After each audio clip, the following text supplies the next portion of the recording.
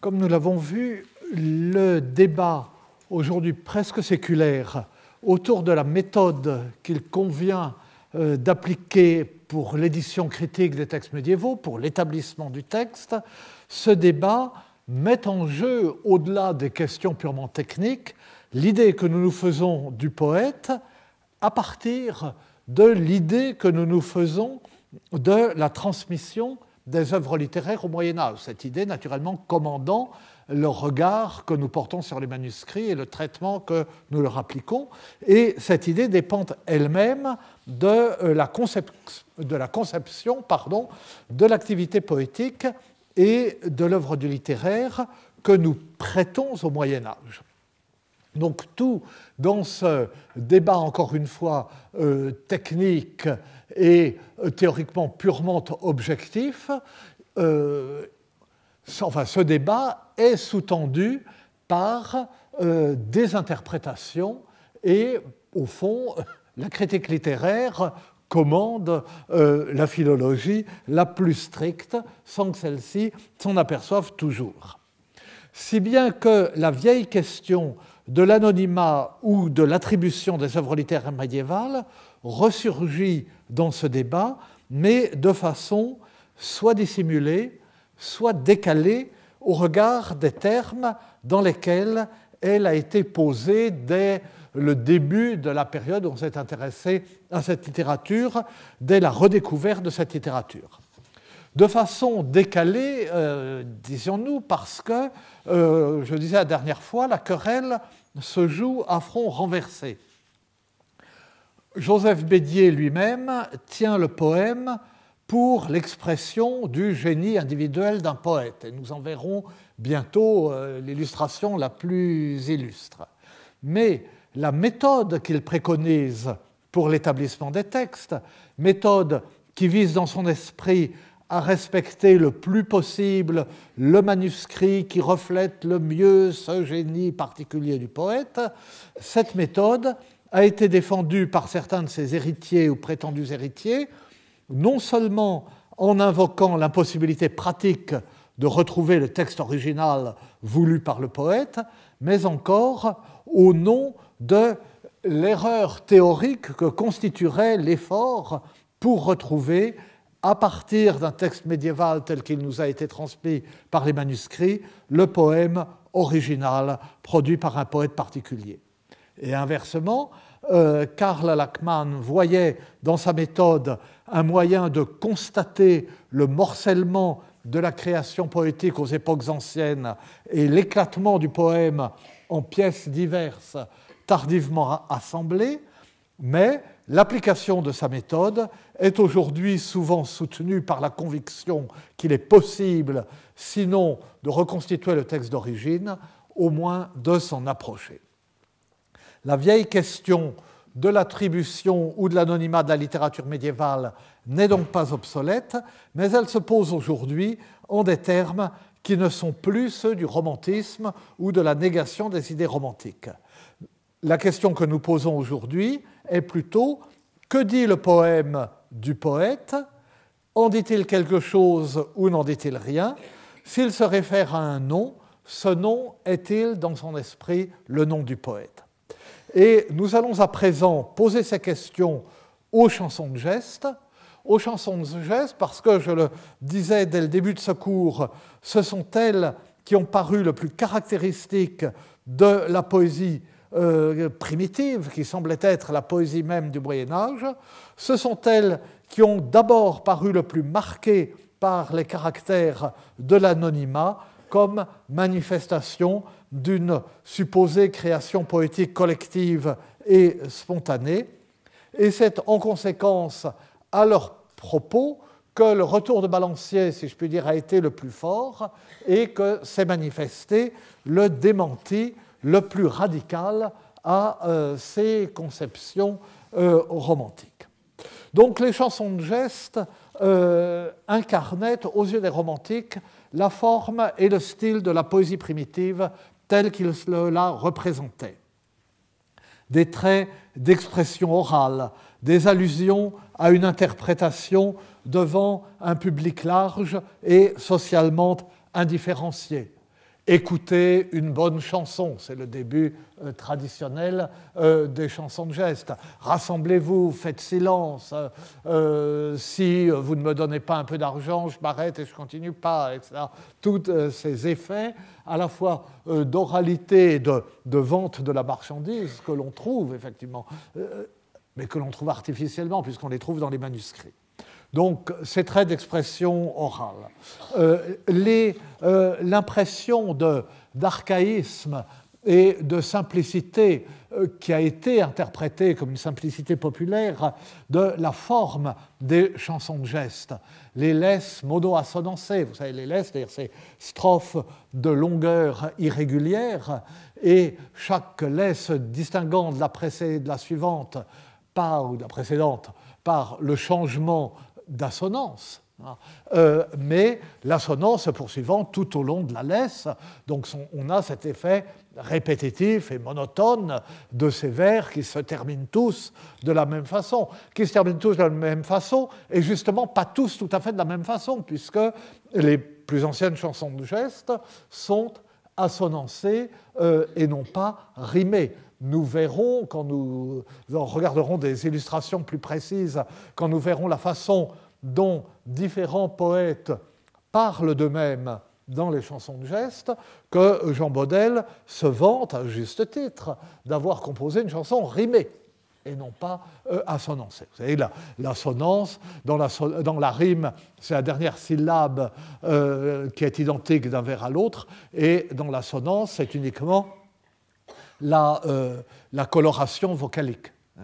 C'est-à-dire que table rime avec cartable, c'est même une rime riche, mais table est en assonance avec salle, avec amphithéâtre, avec tout mot qui a une terminaison féminine et un vocalisme en A. Donc cette répétition à la fin de chaque vers de sonorités identiques, mais cependant pas parfaites, qui ajoutait à cette impression de poésie populaire, enfin ou primitive, avec tous les guillemets qu'il faut, que vous voulez, le style formulaire, caractéristique de la poésie épique, avec des sortes d'épithètes homériques, avec des hémistiches ou des vers entiers qui sont repris comme des facilités de création, des phrases lapidaires moulées dans les limites du vers, un style paratactique, une répugnance à la subordination et aux phrases longues, à tout ce qui donne cet aspect martelé, saisissant au style des chansons de geste, mais qui en fait l'apparente simplicité. La répétition de la psalmodie. Les chansons de geste étaient chantées, mais nous avons très peu de mélodies de chansons de geste, probablement parce que cette mélodie était toujours à peu près la même et qu'elle était très simple. Donc elle n'a pas été notée. Et on a un vers de chanson de geste noté, mais indirectement dans une pièce de théâtre, etc., où on demande aux compagnons de chanter et ils chantent cette brève chanson de geste parodique et scatologique, n'est pas la chanson de Rimbert et d'Olivier. Et alors il y a Rimbert dit Odigier, Rimbert dit Odigier, Bouze vous dit, je vous dis Bouze, et alors là on a la mélodie, c'est un peu tout son, mais enfin bref, on peut voir que c'est une mélodie extrêmement simple, et cette mélodie était répétitive de vers en vers. Dans certaines chansons de geste, nous en verrons des exemples, le vers final de la laisse est plus bref, marque une sorte de cadence. Alors là, il y avait une petite rupture de la monotonie, à la fois pour le vers et pour le rythme, mais c'était tout. Le ressac des laisses parallèles, c'est-à-dire ces laisses qui se succèdent en répétant à peu près la même chose. Il se produit quelque chose qui est raconté dans une laisse, mettons, à assonance et puis la laisse suivante redit la même chose dans une laisse à assonance A, et avec des variations infimes, des variations d'expression. Quelquefois, si le poète est doué, une variation de point de vue. Quelquefois, dans la seconde laisse, l'action va un tout petit peu plus loin que dans la première. Mais il y a tout de même ces chevauchements et donc cette impression de ce qu'on appelle une impression de ressac. Le fait que au moins les premières, jusqu'à la mode de l'alexandrin, jusqu'à la création à la mode du vers de 12 pieds, les chansons de geste sont composées en décasyllabes, mais ces décasyllabes ont toujours une césure asymétrique. Le décasyllabe à césure 5-5 est une invention moderne. C'est le conte de Lille, couronné de thym et de marjolaine, des elfes joyeux dansent sur la plaine. Bon, ça, c'est le conte de Lille. Mais dans les chansons de geste, la césure est 4-6 ou 6-4. Karl Lireis, notre empereur Mainz, 7 ans tout plein d'été en Espagne, 13 quand la mer conquise la terre Altagne, il y a de Castel qui devant lui remagne, etc. Le début de la chanson de Roland. Ou quelquefois, donc ça c'est 4-6, quelquefois 6-4, je n'ai pas en tête de chanson de geste même, mettons la chanson de toile de Gaillette et Oriour, le samedi au soir, faute la semaine, Gaillette et Oriour, Soror Germaine, etc. Bon. Et main à main vont bagner à la fontaine. Ah, bon. Et donc, quand c'est répété pendant toute une chanson, donc une laisse qui dure, il y en a de brèves, d'une dizaine de vers, il y en a de 20 vers, 50 vers, dans les chansons de geste tardive, 150 vers. Et puis, pendant les 4000, 6000, 10 000 vers de la chanson de geste, on entend vers après vers ce piétinement et ce piétinement claudiquant de ce vers dont la césure n'est pas à la moitié, 4, 6, 4, 6, ou 6, 4, 6, 4, 6, 4, et qui donne une impression d'âpreté. Et donc, tout cela, il faut l'imaginer, donc cette claudication âpre du décasyllabe à césure asymétrique, cette répétition de l'assonance, cette mélodie mais extrêmement simple, plutôt une sorte de psalmodie répétée vers après vers, toujours identique, et on imagine bien que l'audition de ces poèmes ait créé une sorte de fascination, de vertige, presque d'hypnose. Et si j'ai eu l'occasion d'entendre des enregistrements d'espèces de sermons rythmés dans des églises noires américaines, eh bien, l'effet produit, enfin, me faisait penser, je n'étais pas au XIIe siècle, mais à l'effet que pouvaient peut-être produire ces chansons de geste. Un rythme très marqué, des échos sonores, des effets rhétoriques fondés essentiellement sur la répétition et sur la symétrie. Et avec tout cela, l'ancrage, c'est un point que nous allons développer, dans un passé lointain. Donc, excusez-moi, là aussi, bon, j'ai dit trop, ça nous écarte, et je l'ai dit trop longuement, mais enfin, on comprend très bien que les chansons de geste aient été vues d'emblée comme une poésie archaïque, populaire, primitive, fondamentale des langues dans lesquelles on les trouve. Et en même temps, comme ces chansons de geste ont une thématique guerrière et une thématique qui prête aussi au contresens ou au fond sens, quand la chanson de Roland dit « Franc de France » ou « France la douce » où la terre, cette belle expression qui est reprise par Aragon, la terre majeure, pour dire le pays. Et la terre majeure, c'est encore presque du latin, c'est terra maiorum, c'est la terre des ancêtres. Là, on est loin, on se bat, on est en danger. Reverrons-nous la terre majeure? Serons-nous enterrés avec nos ancêtres?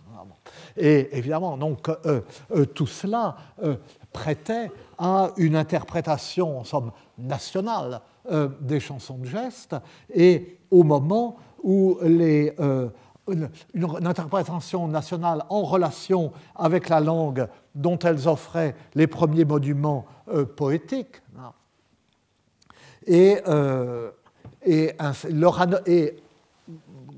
anonymat presque généralisé permettait à la pensée romantique d'y voir cette première poésie collective et spontanée où s'incarne le génie national de chaque peuple, et au moment où la pensée nationale a relayé ou s'est développée sur le terreau romantique, eh bien, l'intérêt maintenu pour les chansons de geste s'imposait, et pour des raisons dans la continuité.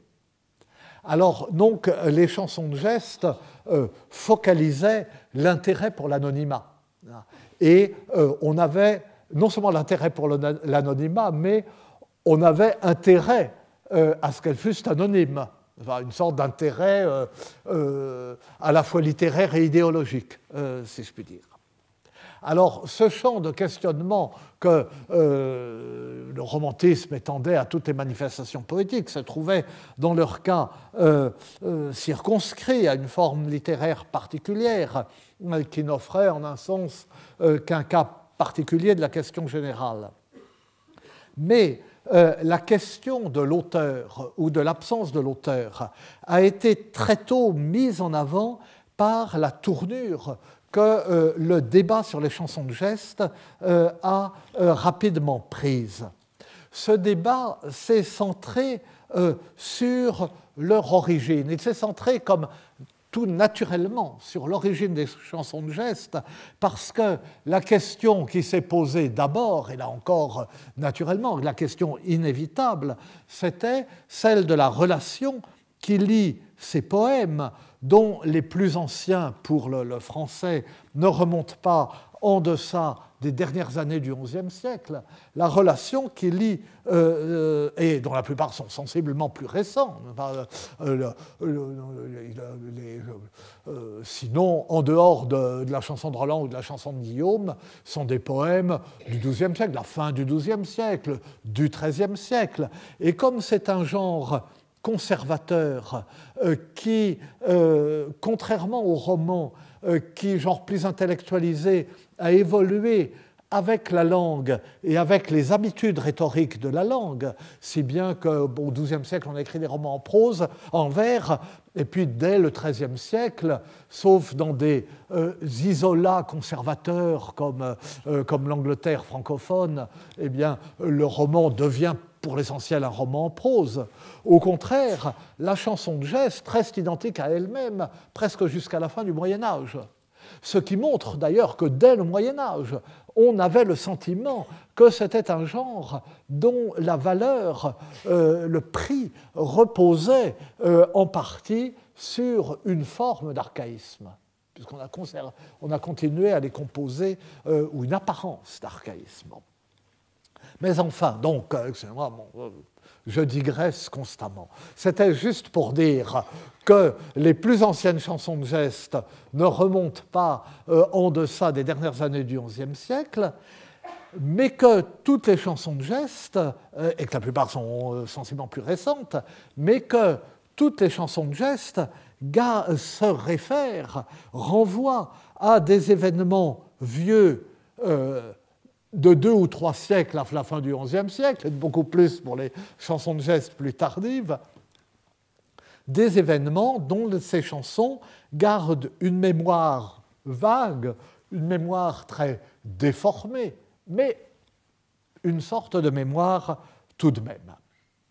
Et de sorte que, alors vous voyez le lien, qu'est-ce qui s'est passé entre l'événement et la chanson?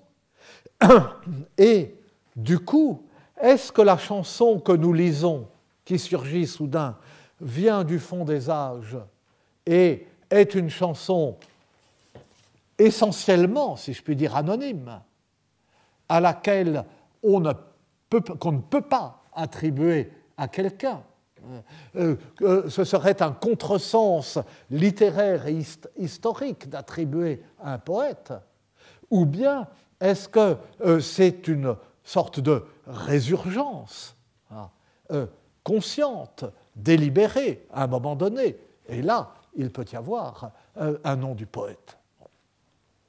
Donc, je devrais peut-être pas, mais enfin bon,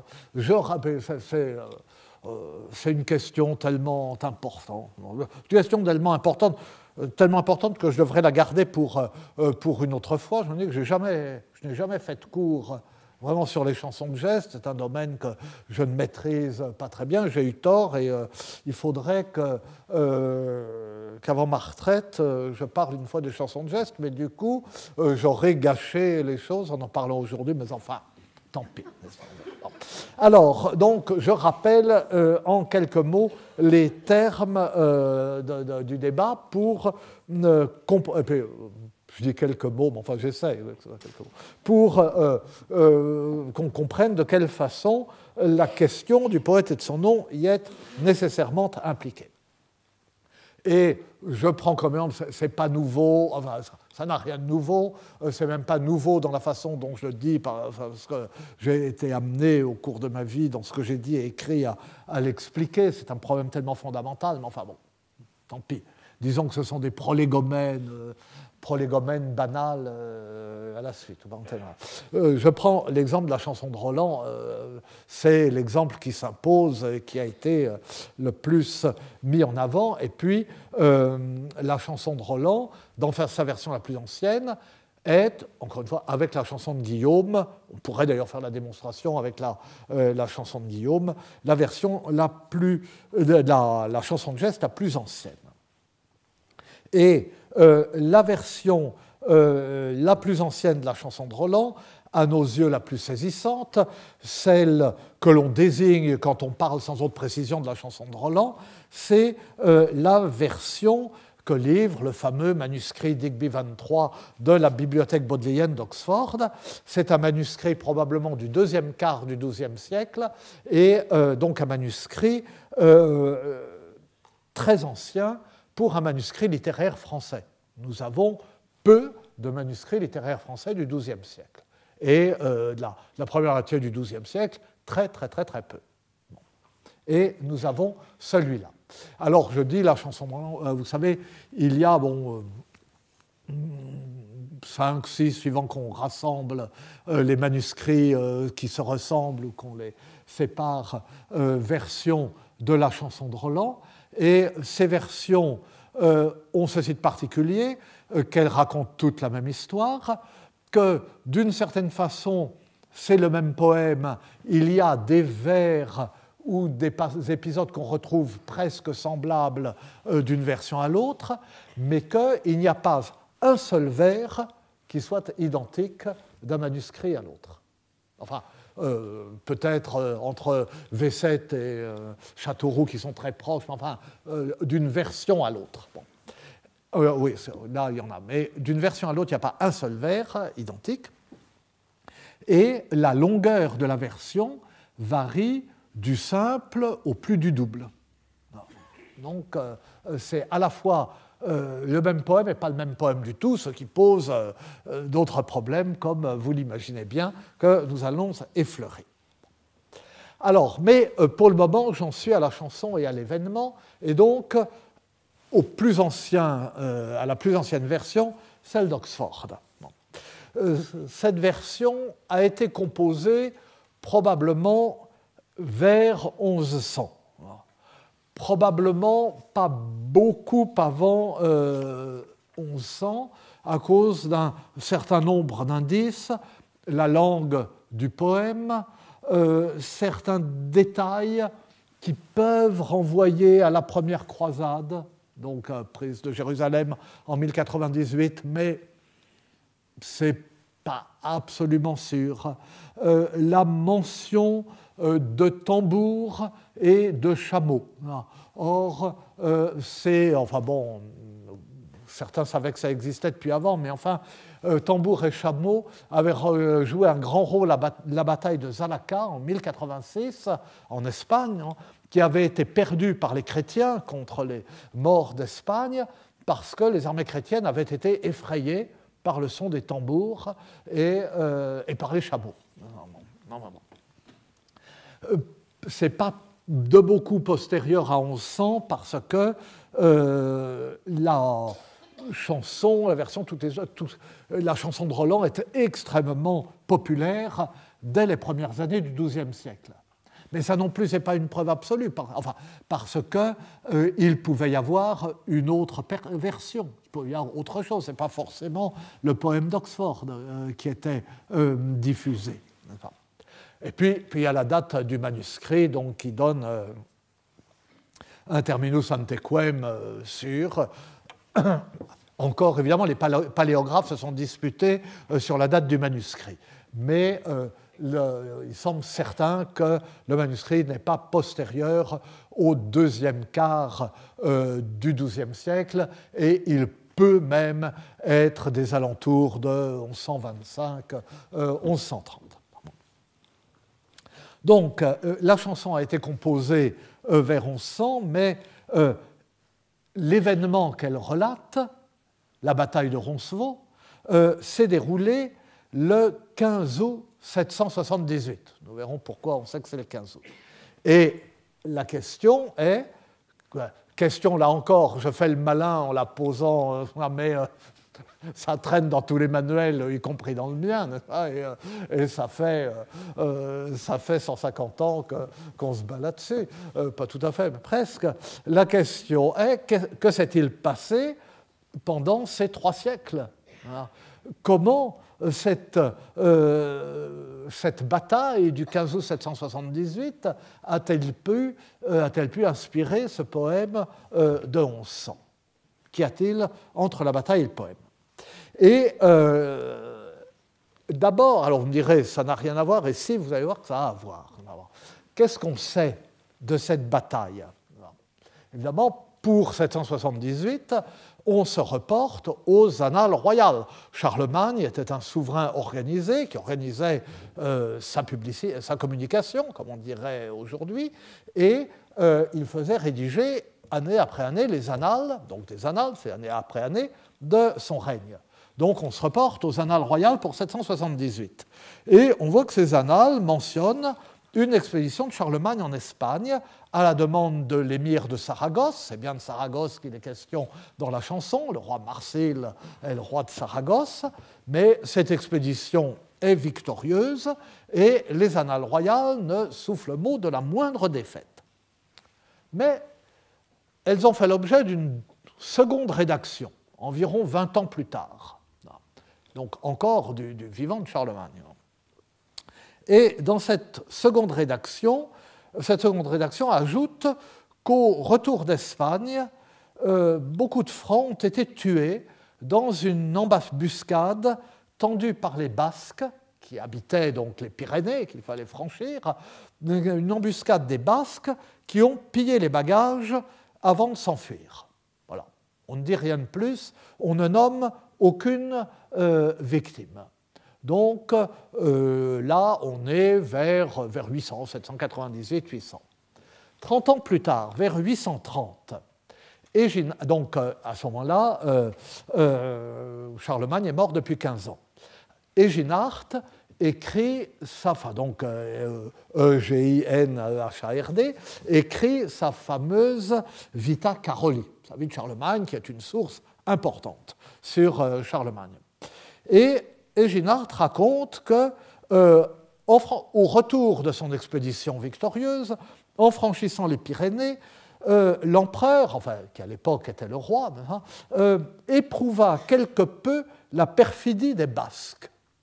Et il ajoute que, cite, enfin je traduis, dans cette bataille furent tués le sénéchal Eguihard Egiart, E-2-G-I-H-A-R-D. Lui, c'est Eginhard, et le sénéchal, c'est Egiart, avec 2G et pas de N. Le sénéchal Egiart, Anselme, comte du Palais, et Roland, duc de la Marche de Bretagne, entre beaucoup d'autres. Il se trouve que nous avons l'épitaphe du sénéchal Egiart. Et cette épitaphe nous dit qu'il est mort le 15 août 778. C'est comme ça que nous savons, nous supposons que la bataille a eu lieu le 15 août. Bon. Donc voilà ce que dit Eginhard, qui nomme Roland, effectivement. Il nomme en dernier. Bon. Et puis, 10 ans plus tard, enfin, donc vers 840, il y a une Vita Ludovici Imperatoris, une vie de l'empereur Louis, donc on en est déjà à Louis le Pieux, écrite par un chroniqueur connu sous le nom de l'astronome Limousin. Mais l'astronome Limousin parle de cette bataille de Ronceau. Mais il dit ceci: ceux qui marchaient à l'arrière-garde de l'armée furent massacrés dans la montagne. Comme leurs noms sont bien connus, je me dispense de les redire. C'est frustrant. Alors, c'est frustrant. C'est frustrant, mais c'est quand même instructif. Parce qu'on peut tirer tout de même des choses de ces témoignages. D'abord, et c'est ça peut-être qui est le plus remarquable, c'est que, en principe, à mesure que le temps passe, l'événement s'efface des mémoires. Et or là, on en parle de plus en plus.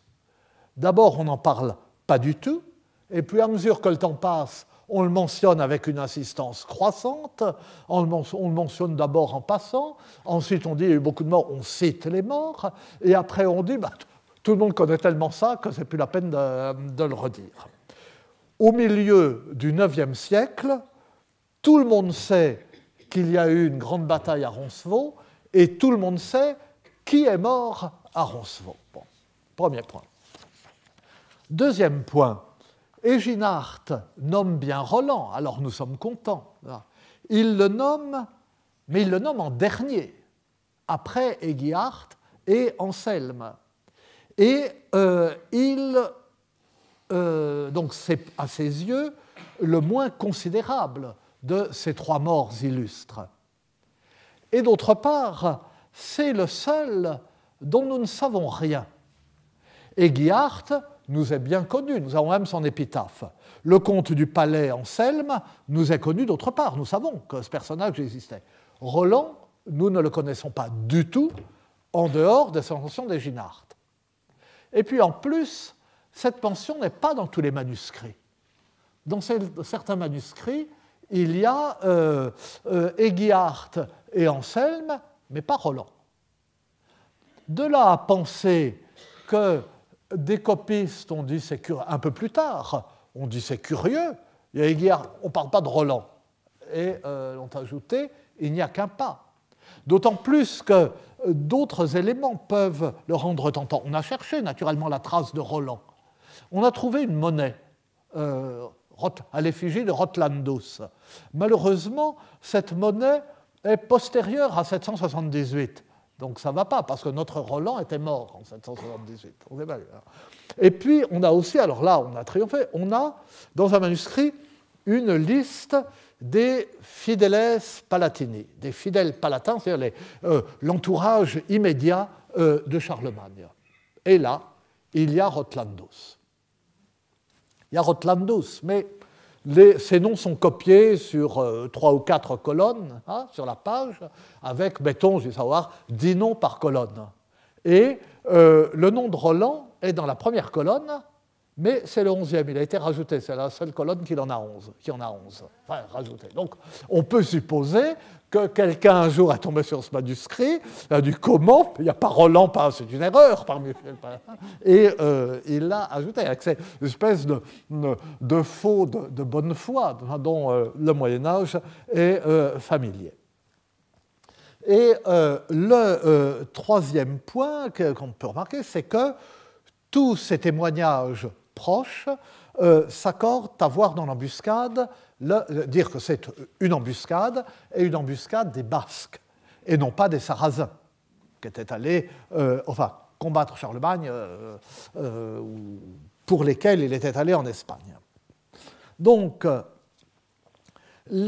si maintenant nous revenons provisoirement à notre poème, à la chanson de Roland. La chanson de Roland confirme la célébrité croissante et bizarrement croissante de la bataille de Roncevaux.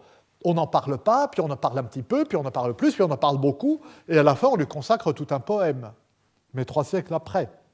Mais la chanson de Roland prendrait de liberté avec l'histoire, en donnant à Roland une importance qu'il n'a jamais eue, à supposer qu'il ait réellement existé, ce que ne garantissent encore une fois ni la liste des fidèles palatins où son nom a été probablement ajouté, ni la monnaie trop tardive à son effigie.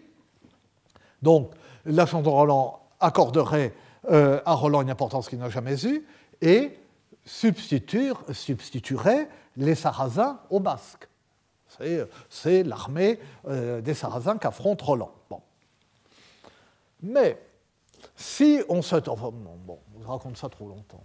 Si on se tourne vers les historiens arabes, si on cherche ce que les historiens arabes disent de l'événement, eh bien on trouve une version très différente. Alors on la trouve évidemment chez un écrivain très tardif, un écrivain un chroniqueur du XIIIe siècle, qui s'appelle Ibn al-Athir. Et selon Ibn al-Athir, Charlemagne serait venu en Espagne à la demande du gouverneur de Saragosse, Sulayman ben al-Arabi, qui était révolté contre le calife omeyyade de Cordoue.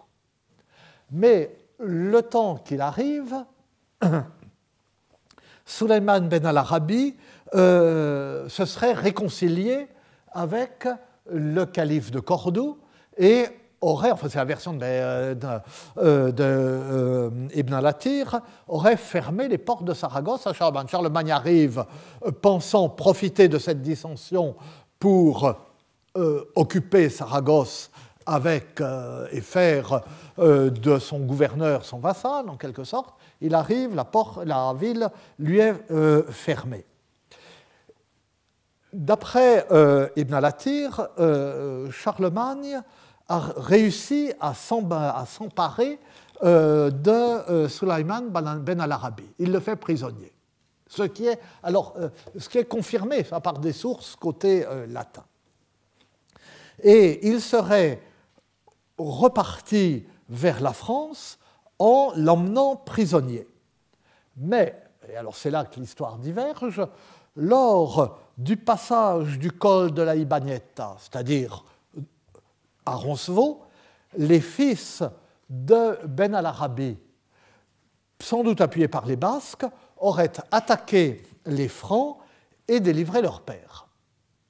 Donc la bataille de Roncevaux n'aurait pas été un simple accrochage avec des montagnards ayant pour seule ambition de piller les bagages, mais un combat contre les Sarrasins et, pour Charlemagne, un revers assez important. Et divers recoupements rendent cette version plausible. D'abord, elle s'accorde avec certains détails des annales latines qui mentionnent bien, par exemple, la capture de Sulayman ben al-Arabi, mais ne parlent plus du tout de lui ensuite. Et dans des circonstances où, d'après les événements qu'il relate, un tel otage aurait constitué un atout important dans les mains de Charlemagne. Si Charlemagne ne joue pas de cet atout, c'est qu'il ne l'a plus entre les mains. D'autre part, si cette version est vraie ou proche de la vérité, les témoignages de l'historiographie latine que j'ai énumérés reçoivent une signification nouvelle et on comprend à ce moment-là très bien cette popularité, si je puis dire, croissante de l'histoire. Les annales officielles, écrites à chaud l'année même, comme le nom d'un annale l'indique, n'en disent rien parce que c'est une défaite et qu'on essaye sur le moment de la passer sous silence. Mais c'était une défaite tout de même importante, une défaite qui, parce qu'elle était importante pour d'autres raisons, à cause du prestige des morts, que sais-je, avait ou aura marqué les esprits.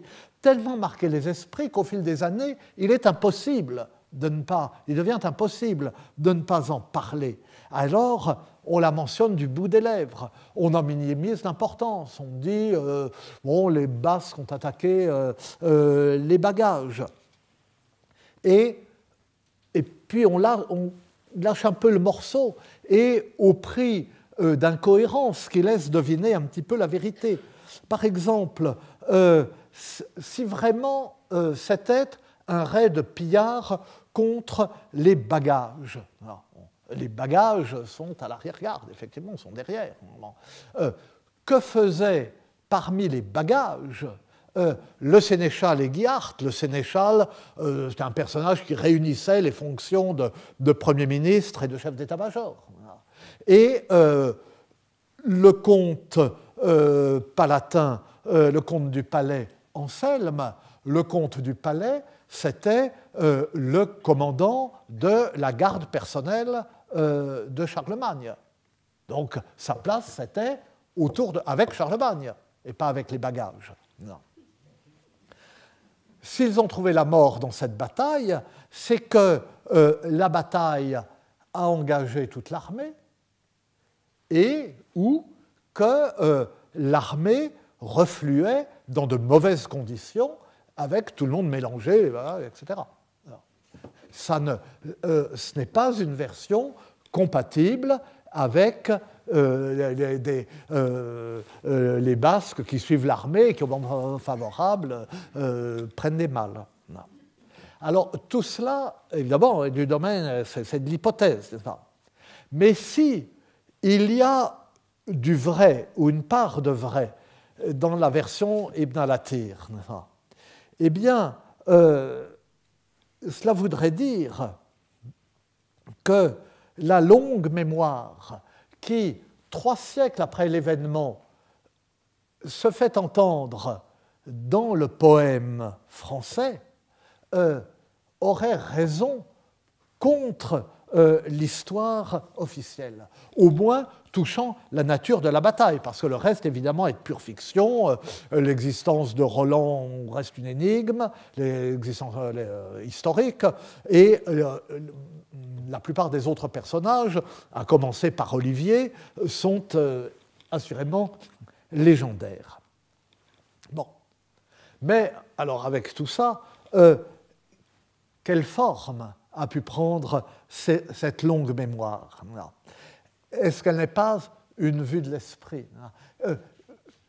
Est-ce que cette mémoire, c'est... enfin, oui, quelle mémoire? Est-ce qu'il y a eu des textes enfouis au fond de monastères, et puis un jour, on les a retrouvés et on a fait un poème? Est-ce qu'il y a eu une mémoire vivante pendant 3 siècles, qui à un moment s'incarne dans un poème? Et alors, Joseph Bédier ne croyait pas à cette mémoire vivante, et il parlait du silence des siècles. Peut-on faire parler Il avait toujours l'art des formules. Enfin, il n'avait pas toujours raison, mais il avait l'art des formules. Est-ce qu'on peut faire parler le silence des siècles? Est-ce qu'on peut découvrir la trace d'une légende de Roland antérieure à la chanson de Roland? Est-ce qu'on peut même découvrir un poème ou les traces d'un poème antérieur au poème d'Oxford?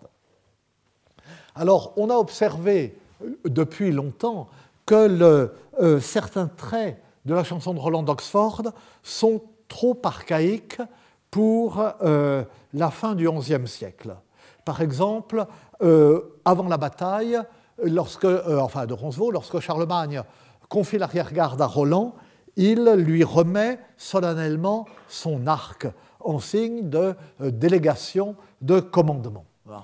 Or, à la fin du XIe siècle, l'arc est une arme de chasse ou une arme de piéton, enfin de fantassin. Ce n'est plus un insigne de commandement. Au moment de la mort de Roland, la chanson dit qu'il y a des signes dans le ciel et qu'il y a une tempête effroyable qui frappe la France entière, de Besançon jusqu'au port de Vissant et jusqu'à Saint-Michel-du-Péril. Bon. Et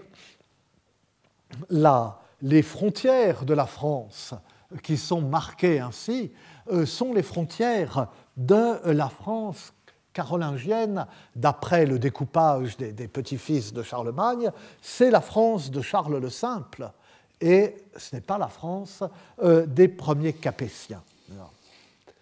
Et témoignage d'un autre ordre, le chroniqueur Guillaume de Malmesbury écrit qu'à la bataille de Hastings, donc 1066, la conquête de l'Angleterre par Guillaume le Conquérant, lorsque les Normands ayant pris pied sur le sol à Hastings ont affronté l'armée du roi Harold, un jongleur normand nommé Taillefer avait entonné la Cantilena Rolandi, donc la chanson de Roland, pour exciter les Normands au combat.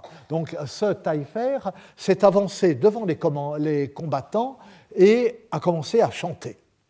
Il a commencé à chanter la chanson de Roland, et à ce moment-là, ils sont tous lancés à l'attaque. C'est magnifique. Seulement, l'ennui, c'est que Guillaume de Malmesbury écrit dans les premières années du XIIe siècle, donc après le Roland d'Oxford. Et alors, c'est vrai, enfin, son témoignage n'est donc pas absolument fiable.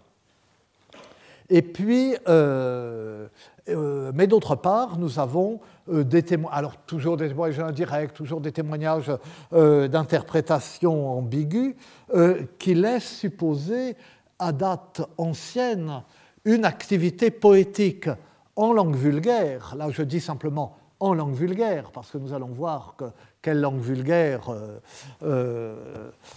et qui acquitte les pouces, sur des événements guerriers.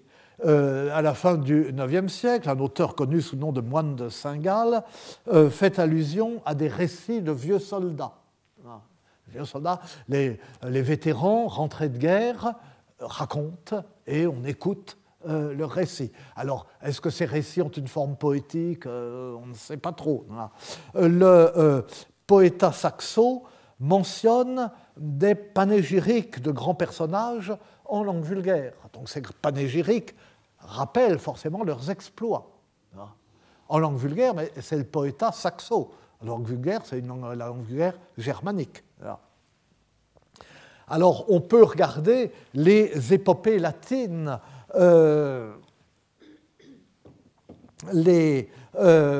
qui sont de l'époque carolingienne, ou il y en a même à l'époque mérovingienne, mais ces épopées font appel à des souvenirs virgiliens beaucoup plus qu'elles n'annoncent, au moins formellement, les chansons de geste. Mais on a des textes bizarres. Par exemple, un fragment poétique en latin, dit fragment de la Haye, qui date entre 980 et 1030, donc un siècle avant la chanson de Roland, et où figurent des noms qui annoncent ceux de futurs personnages épiques français. On peut noter un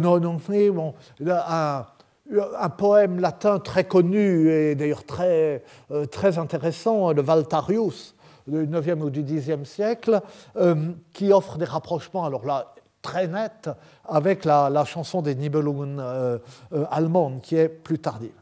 Et surtout, pour ce qui nous occupe, il y a un texte connu sous le nom de Nota Emilianense, d'après le nom du monastère espagnol où on l'a trouvé, un texte qui a été copié vers 1065, 1070, enfin donc plusieurs décennies, 30 ou 40 ans avant la chanson de Roland d'Oxford, qui mentionne Roland lui-même, qui mentionne Olivier, qui mentionne l'évêque Turpin, qui mentionne Ogier, qui mentionne Wilhelmus, Alcorbitunas. Et c'est Alcorbitunas, c'est au nez courbe.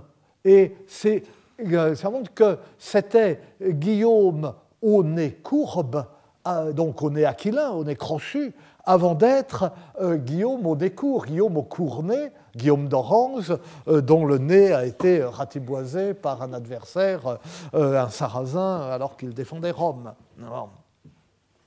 Et donc, bon, cette Nota Aemilianense raconte un peu la chanson de Roland. On dit en ce temps-là, Charlemagne est allé en Espagne et il avait 12 neptis, dans le latin d'époque, donc népotes, donc 12 neveux ou petits-fils, ça peut avoir les deux sens, et alors on nomme ces personnages, et ça correspond aux 12 pères. Donc c'est vraiment... cette note témoigne de l'existence d'une élaboration littéraire, poétique, puisqu'il y a des personnages totalement inventés là-dedans.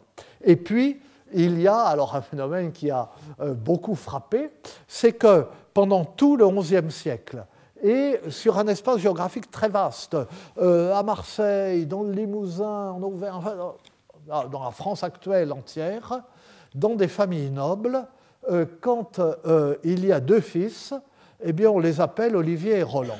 Quand même pas un hasard. Ce qu'il y a, c'est qu'on les appelle Olivier et Roland, et pas Roland et Olivier. Pour nous, l'aîné devrait s'appeler Roland, et puis quand il en arrive un autre, on dit tiens, on a déjà un Roland, on va appeler l'autre Olivier. Non, c'est toujours Olivier l'aîné. Ça, c'est un mystère. On va voir là l'hypothèse astucieuse, mais vraiment tirée par les cheveux, pas les miens, que de Bédier. On va voir ça dans un moment. Et alors, ce que je dis pour la chanson de Roland, je vous disais, on peut faire la même démonstration pour quantité de chansons de gestes et de héros épiques. Par exemple, ce personnage de Guillaume d'Orange, Guillaume au court nez, eh bien, son origine historique, ou son père historique, c'est un cousin de Charlemagne, connu sous le nom de Guillaume Fierbras, qui était très vigoureux, qui était un comte de Toulouse, qui a passé sa vie, donc comme il était à Toulouse, à se battre contre les Sarrasins, qui remontaient presque jusque-là, qui leur a repris Barcelone, et qui a été vaincu par les Sarrasins sur l'Orbieu, là, quelque part dans les Corbières, et qui a fini par se faire moine, comme on se faisait beaucoup à l'époque, à Niane. Et de là, il est allé fonder le monastère de Gélone, qui deviendra en son honneur, qui prendra en son honneur le nom de Saint-Guillaume le Désert. Et d'ailleurs, dans le cycle épique de Guillaume d'Orange, à la fin, Guillaume d'Orange se fait moine. Il y a une chanson de geste qui s'appelle « Le moniage Guillaume », n'est-ce pas ? Il devient moine, mais il est encore assez vif. Quand il va vendre des poissons ou acheter des poissons, il assomme et il tue des brigands à coups de poing, et on le fait sortir, Paris étant menacé par le géant Isoré, on le rappelle, et il remonte de Saint-Guillaume le Désert, enfin qui était de Gélone jusqu'à Paris, pour tuer le géant Isoré, dont on a encore la trace, puisque là où la bataille a eu lieu et là où a été enterré le géant Isoré, il y a une rue qui s'appelle encore aujourd'hui la rue de la tombe Issoire, la rue de la tombe d'Isoré. Et bon. Mais ça, c'est un détail, mais il y a des rapprochements entre Guillaume d'Orange et Guillaume Fierbras. Le comte de Paris, Girardus, né vers 800, mort en 877, qui a été toute sa vie un partisan. C'était donc sous il vivait sous le règne de Louis le Pieux, puis des enfants de Louis le Pieux, et c'était un partisan de Lothaire, l'aîné, qui avait hérité de l'Empire. Et donc un adversaire de Charles le Chauve, ce qui était ennuyeux puisqu'il était comte de Paris. Et il a été destitué du comté de Paris par Charles le Chauve, et Lothaire l'a fait comte de Lyon et de Vienne. Il a été Il avait de grands domaines en Bourgogne. Il a été toute sa vie soutenu fidèlement par sa fidèle épouse Berthe, avec laquelle il a fondé les monastères de Vézelay et de Potières. Et plus que septuagénaire, il a défendu avec sa femme Vienne contre son adversaire de toujours, Charles le Chauve. Eh bien, ce Girardus, on le retrouve épars dans divers héros de chansons de geste, dans un personnage qui nous apparaît toujours que comme un vieux comparse, mais parce qu'on a perdu la chanson qu'il concernait, Girard de Frette. On le retrouve chez Girard de Vienne, dont je reparlerai à propos de l'auteur de la chanson Bertrand de Bar-sur-Aube. Girard de Vienne qui défend Vienne, non pas contre Charles Chauve, mais contre Charlemagne. Et on le retrouve encore plus précisément chez Girard de Roussillon, qui, alors là, le Girard de Roussillon, son adversaire supposé est Charles Martel, mais Charles Martel est roi, ce qu'il n'a jamais été, etc. Mais Girard de Roussillon, dont la femme s'appelle Berthe dans la chanson, et qui, dans la chanson, est en Bourgogne et est le fondateur de Vézelay et de Potières. Voilà.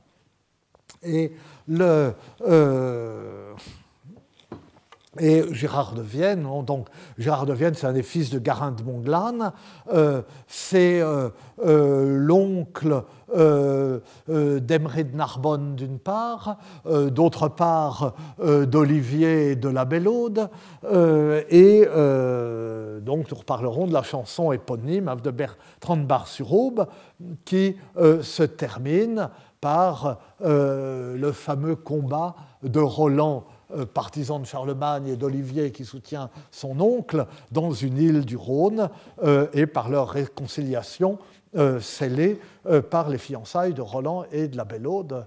Et maintenant buvons car l'affaire était chaude. C'est ainsi que Roland épousa la Bellaude. C'est donc la légende des siècles, et c'était à l'époque de la légende des siècles, un des épisodes les plus connus encore de ces chansons de geste médiévales.